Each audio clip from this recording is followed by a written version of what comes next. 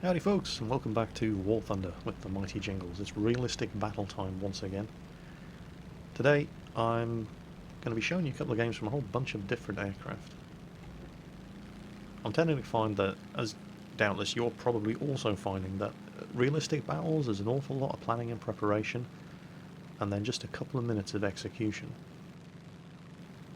And while all that time that you spend flying to the target, planning your approach, checking the position of the sun, looking for clouds you can use to take cover, checking the map, trying to identify the likely first targets to be struck by the enemy team so that you can be in a position to dive on them. It's not boring while you're playing, but it's not particularly interesting to watch on a YouTube video. So that's one of the reasons, and the main reason, why my realistic battle video content on YouTube is going to be quite heavily edited. I'll try to show you the relevant parts, the parts where I make the decisions that I make, and then the results of those decisions. But I'm also going to try to cut out all of the parts where there's not a lot happening but me flying to the target and trying to predict where I'm going to be needed most. So the first blow has been struck by one of our B-17s who's taken out a bridge, and you can use the combat messages to give you an idea of where you should be looking for high priority targets like enemy bombers. For example, the fact that that B-17 has taken out the bridge doesn't necessarily tell the enemy fighter pilots whether they should be looking high or low for the B-17s. Bridge is a nice obvious target for a B-17's bombs. It's big, it doesn't move, it's an obvious high altitude bomber target, but the fact that he took that bridge out so early on has told the enemy fighter pilots that he must have gone into a shallow dive in order to build up the speed to get there that early, and there you go, B-17 has just died to low altitude enemy fighters. And yes, there are jets in this game. Now, we do have a disadvantage in this match because the enemy team have got the sun behind them, and that basically means that they are guaranteed to spot our planes before we spot theirs. And while this isn't the worst matchmaking I've ever had in a realistic battle, I've had to take this F-8 Bearcat up against MiG-15s before, and that didn't end very well. It's still not very good matchmaking for me. The enemy team have got a lot of MiG-9s, and we don't have any jets. Now, they've got some LA-9s, they've got some of the premium P-63s, and I am faster than the LA-9s and the P-63s, but I still don't want to be going up against them alone, so I'm looking for friendly fighters that I can lose myself in. I keep saying, never underestimate the value of teamwork, even if you're not flying in a squad. Sticking together with friendlies gives the enemy team something else to shoot at, just at the same time. It is a multiplayer game.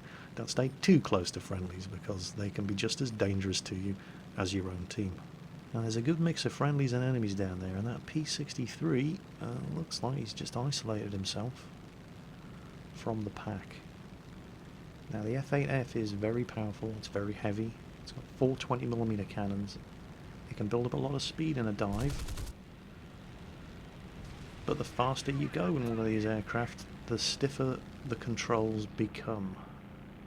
And so I screwed up that approach on the P-63, put that speed to use. Crap, there's a MiG-9 coming in.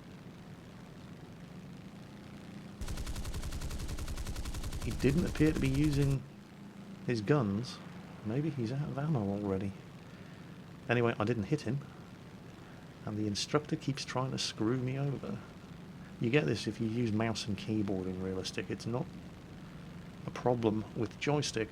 Basically, the AI instructor keeps trying to interpret your mouse and keyboard commands, and it doesn't always get the right idea. So I've put this thing into a dive. There's a P-51 with me. We're both trying to chase this MiG-9 down, but he's a jet, and he's in a dive, and we're just not going to catch him. So I give up chasing after this fella, and I've built up a lot of speed, so I turn that back into altitude, keep looking around. There's a Yak-15 over there, another Russian jet, nothing behind us. The P-51 is still going after that MiG-9, he's never going to catch him, and flak starts opening up. I have noticed flak doesn't seem to be nearly as deadly as I remember it being. I can remember playing realistic battles on some of the Pacific maps, and in one game in particular, 8 of our team, and there were only 9 of us flying, 8 of our team got shot down by flak from destroyers at ranges of anything up to 6 and 7 kilometers away. That issue definitely seems to have been addressed. It's nowhere near as game-breaking as it used to be. Now, a Yak-15. It's a first-generation Russian jet, and I do seem to be catching up to him. He must have been pulling some fast manoeuvres down there to lose that much speed, and I've got a hit. And there's my first jet kill in War Thunder Realistic Battles. I'm getting the hell out of here. Yep, guy tried to slot in on my tail. Friendly took him down. That's that Tempest pilot's 4th kill, by the way. He's done incredibly well. And that LA-9 down there looks like he's in serious trouble. Yep. I think it's fairly safe to say we've got this. Looking around for enemy fighters, don't see any. And despite the fact that our team are flying prop aircraft, F-8Fs, Tempests, Spitfires and P-51s, yep, we've shot down all the enemy jets. This was a good team. Enemy team has lost all of its vehicles, and everybody's quickly scrambling to quickly clock up some ground kills just to farm a little bit of extra XP and credits before the mission counter runs out. I'm not going to get there in time. So, yeah, my first jet kill in a realistic battle, a Yak-15. So, the majority of the games that I'm showing you today all actually took place on the same day. Not all of them, but almost all of them. And I was trying to farm my daily double in Aircraft of Each Nation just by flying realistic battles. So now I'm flying with the Germans. I'm in my Focke-Wulf 190 F8, and I really haven't flown this thing much at all. I don't have many upgrades for it. I'm firing the default ammunition. I think this is the Sicily map. There we go, airborne. I've achieved something in this game at last. I'm really not very good. But, well, you don't need me to tell you that. The evidence there is right there in front of you. So, yeah, the Sicily map. Yep, there we go. There's Mount Etna, Mount Vesuvius. Yeah, it's Sicily, so it has to be Mount Etna, which must mean that this map is situated close to Messina and Catania. I've been to Catania, actually, with the Navy. Mediterranean deployment many years ago. Our task force flagship was a German destroyer. I can't remember the name of the ship. Funny story, actually. I think it was our first night in Catania. The guys had been ashore, had a few beers, and somebody came back on board after midnight and thought it would be funny to break into the paint locker and take a bucket of undercoat paint and toss it over the bows of the German frigate, the German destroyer. And the next morning, the German captain, who was our task force commander, was not best pleased. So our captain was a really nice guy, actually. Commander Jeremy Blunden. He's now Commodore Jeremy Blunden. He's done quite well for himself. He was summoned to the flagship and asked to explain his crew's actions to the task force commander. This did not put him in a very good mood, and he came back on board. This was on HMS Newcastle, a Type 42 destroyer, probably the best ship I ever served on. And all leave was cancelled for the junior ratings on board HMS Newcastle, not the officers, not the senior ratings, until somebody owned up and admitted who had done it. And that really pissed me off, the fact that they just assumed it was a junior rating who'd done it. So I submitted an official complaint. Now, I did it properly. I put it in writing, and the thing is, you're not allowed to submit a complaint on behalf of anybody else in the Navy. It can be construed as mutiny, making group complaints. So I didn't complain that all the junior ratings leave had been stopped. I complained that my leave had been stopped, even though I didn't actually plan to go ashore on Catania anyway. And the first day that we were in, the day on which the incident took place, I'd been on duty and hadn't been ashore and hadn't been drinking. But the fact that my leave had been stopped when nobody could prove, or nobody had even suggested, that I had done anything wrong. Now, the process for submitting a complaint is, first it goes to your head of department, so in my case that would have been the logistics officer, and if I wasn't satisfied with his response, I could take it to the executive officer. If I wasn't satisfied with his response, I could take it to the captain. If I wasn't satisfied with his response, I could take it all the way up to the second Sea Lord, if I wanted to. But, I mean, I wasn't trying to cause trouble, I felt that I had a valid complaint, and all I wanted to do was express my complaint to the captain. I didn't have any intention of taking it any higher than that. And to be fair to the ship's command, they didn't mess around. Within 15 minutes of the complaint going in, I was in the logistics officer's cabin. He tried to talk me out of it, failed miserably. 10 minutes after that, I was in the executive officer's cabin. He listened to my complaint, tried to talk me out of it. The executive officer was Lieutenant Commander Dave Prentice. Fantastic bloke. The best XO, the best officer I have ever known in 22 years in the military. And he immediately organised an interview with the captain. The captain sat me down, listened to what I had to say, and the funny thing was, the thing is, I understood that the reason that leave had been stopped for the junior rates was not because they knew a junior rating had done it, but because something needed to be seen to be done in response to the embarrassment that had been caused to the captain and the insult that had been given to the crew of the German ship. And if they'd just said, right, that's it, until we find out who's done it, all leave is cancelled, wouldn't have had a problem with that. But they didn't say all leave is cancelled, they said junior ratings leave is cancelled, and oh, that really pissed me off. So I'm sitting there in front of the captain stating my case, and he wasn't stupid. He knew that I knew exactly why these measures had been taken, but at the same time, an official complaint had been submitted. And he's trying to justify it to me by saying that he feared for the safety of his ship's junior ratings if they were allowed ashore with a whole bunch of drunk and angry German sailors who might take it upon themselves to exact their own vengeance for the insult done to their ship. To which I responded, well, don't you fear for the safety of your senior rates and officers, sir? I kind of had him over a barrel on that one.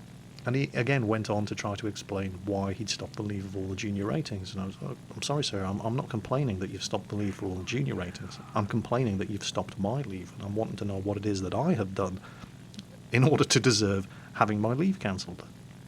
He didn't have an answer to that. And because there was no answer to that. Well, anyway, I had my 10 minutes with the captain, at the end of which he realised he hadn't actually provided a satisfactory explanation. He asked me if I wanted to take it any further. I said, no, absolutely not, sir. I consider the matter ended. I'm just happy that you took my complaint seriously. And that was literally all it was about. Just the fact that, and that was what the command of HMS Newcastle were like. They were a fantastic bunch of officers in the main. There were a couple of arseholes. There always are. But they were not the kind of people that would just brush your complaint aside purely because you were just a junior rating. They did take it seriously, and that's just the kind of ship it was. So, complaint addressed, I went back to work. 2 hours later, the executive officer made a main broadcast pipe. Do you hear there? Leave. Leave in accordance with daily orders for all ratings, including junior rates. Yes. Result. And I still didn't go ashore.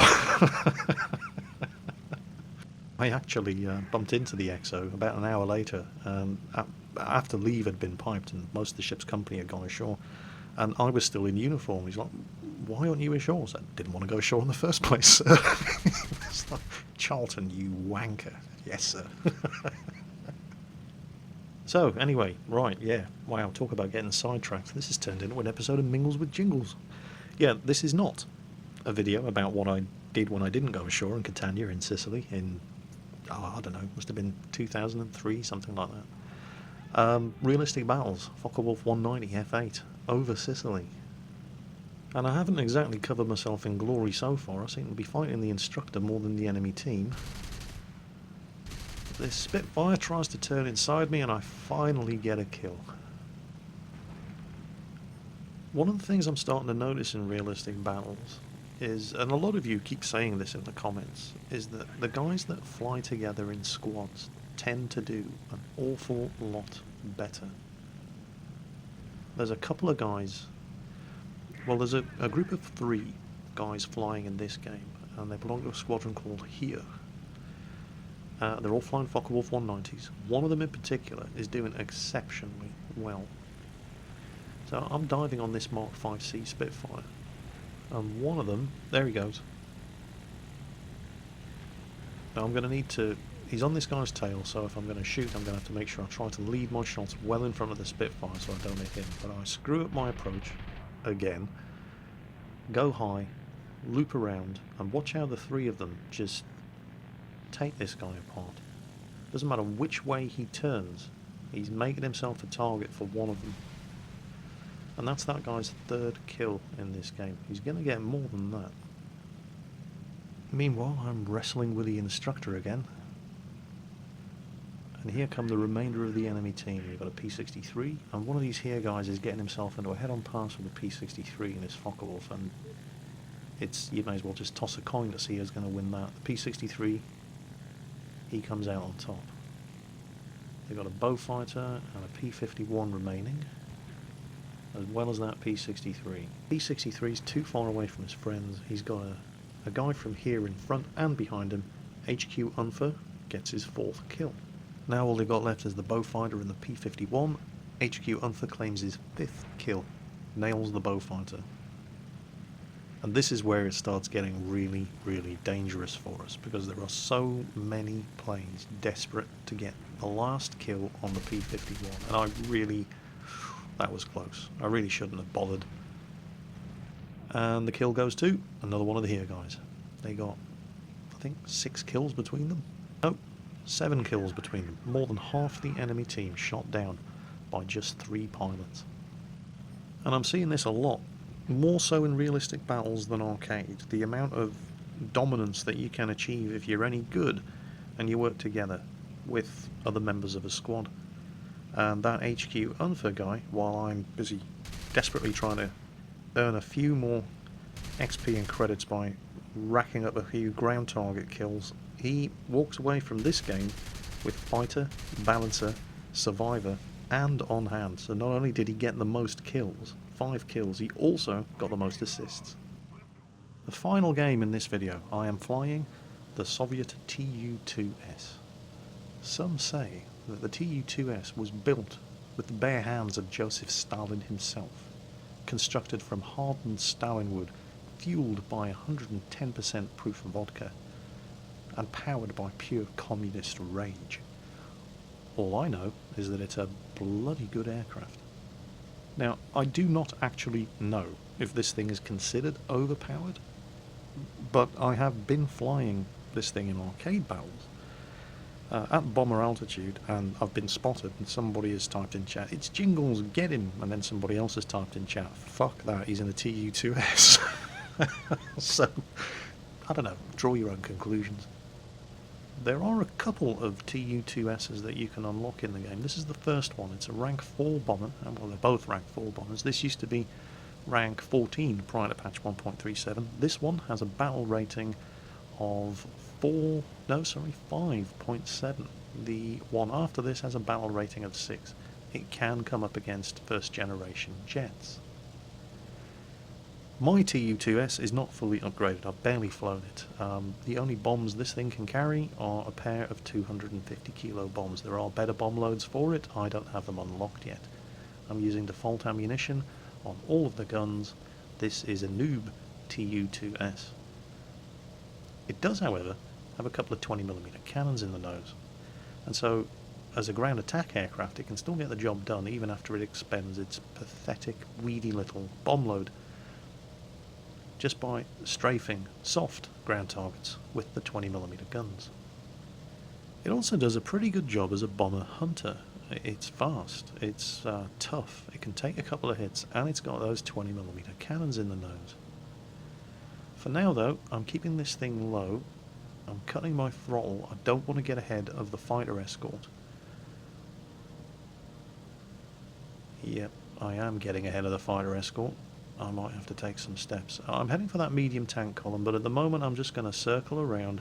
The fighters are climbing to altitude. I'm down here at relatively low altitude. I don't want to get too far ahead of them and make myself a nice easy target for the enemy fighters. So I'm just going to back up here a little, circle around a little, cut the throttle, let my high altitude fighters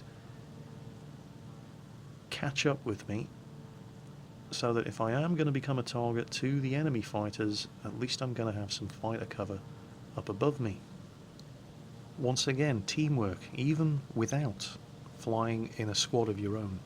Have a look at what the rest of your team are doing and plan your tactics accordingly. You can't make them do what you want them to do, but you can adapt to what they're doing anyway. And that's pretty much what I'm doing here. If the fighters are going to go high, they're going to be moving slower than I am, flying at level altitude. So stay with the fighters, don't get too far ahead of them. All too often you see your bombers and your ground attack aircraft in realistic battles racing ahead while the fighters are struggling to get some altitude up and therefore moving a lot slower than the bombers and the ground attack aircraft. The bombers and the ground attack aircraft strike the first blow, they get jumped on by all the enemy fighters, and then they start raging, where was my fighter cover? Well, you ran away from the fighter cover, you got nobody to blame but yourself. So I'm getting closer to that tank column. We've spotted a couple of enemy fighters. There's one up at 2 o'clock.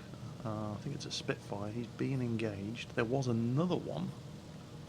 Yep, there he is. He just disappeared again. There's another guy up there, but he's just outside of spotting range. Nobody immediately threatening me, however. So I'm going to try to line up for a bombing run on this tank column, and then I always have the 20mm cannons ready to mop up any survivors. I say any survivors, first I have to actually hit something. And I really do suck at the bombing, which isn't going to come as a surprise to anybody who's watched any of my War Thunder videos. I'm pretty good in arcade, terrible, utterly terrible in realistic, but I ain't going to get any better at it if I don't practice it. So bombs expended. I only had two 250 kilo bombs anyway, so now if you stay below 100 meters, I tend to find flak is very, very inaccurate. And now I'm going to be using the 20mm to mop up the soft targets like the anti-aircraft positions, which are the biggest threat to me at the moment because I have been left alone by the enemy fighters so far. Keep checking the positions of those enemy aircraft, and they're getting a little closer, but I'm still okay. And they have probably spotted me by now, but they're so heavily engaged with enemy fighters that, yeah, if they want to come after me, they're just going to make themselves easy kills for all the friendly fighters up there. And that's what I'm talking about when I'm talking about teamwork in realistic battles. Even if you want platooned up or squadded up with anybody, have a look at what your team are doing and put yourself in a position to take advantage of what your team are doing. Unfortunately, I'm not actually doing an awful lot for my team down here. Going after static and mobile anti-aircraft guns isn't actually doing anything for the ground target counter. I need to be going after, well, pillboxes, obviously, but I've expended my bombs and I can't take out pillboxes with 20mm cannons. Things like artillery, that would work. Medium tanks, that would work. Now, I have seen people getting kills on medium tanks with 20mm cannons. Hell, I've seen people getting kills on tanks with 50 caliber machine guns, but I have definitely not mastered the art of doing it. So, yeah, that P-51, and there's an F-4U with them as well. It looks like they're going after one of the AI, but I am very low on cannon ammunition. There's two of them. They undoubtedly know I'm here, and once they're finished with that AI target, they're going to be coming after me. So I think it is time to head back to the airfield and rearm my bombs and see what else I can do, rather than hang around, because there is no longer any fighter cover around here. The fighters that were protecting me from the enemy aircraft are all way off up there towards my 7 o'clock and there are no longer any friendly fighters between myself and those two guys behind me. So check the map. Uh-oh. Now that is going to be a problem. That P-51 looks like he's heading right at me, and he's between myself and the friendly airfield, so I'm not going to outrun him, and I'm certainly not going to outmaneuver him, and it's just me and him at the moment, so my best chance before anybody else turns up is to take this guy out, or face him at least, and it looks like he's actually farming ground kills, and he may not even be aware that I'm here. So maybe I can get the bounce on him. No matter what happens, I'm only going to get one shot at this. Either he's not seen me coming, and I'm going to be able to pounce on him, or he's going to turn to engage me, and I'm going to get one shot at taking him down. I don't have a lot of ammunition, and if I don't kill him on an approach, he is actually going after that cluster of artillery rather than turning to face me. There's no way I'm going to beat this guy in a dogfight, so here it comes. 20 mils versus 50 cals. Yeah, he's seen me now, he's turned in. I've hit him, he's hit me, I've got an engine on fire. I've critted him though. Right, oh, can I land this thing at Tempelhof before it burns? I got him! I took out a P-51 Mustang in a dive bomber. The humiliation. Oh, alright, he got me as well. Alright, we'll call it a draw. There's no denying I did get lucky there. He didn't see me coming until it was too late. And he was in a vastly superior aircraft. He's in a fighter, a P-51 Mustang, much more manoeuvrable. All he had to do was avoid my fire, rather than putting himself into a head-on pass, and then he could have just taken me apart at his leisure. But time and time again, even in realistic battles where you expect the standard of the opposition to be much, much higher, it usually isn't. And you end up in situations just like that, where you can get kills against people who keep putting themselves in harm's way, rather than exploiting the advantages of their aircraft. And so, massive noob though I am, I'm actually doing the second best of my team, but the hero of this game, obviously, isn't going to be me.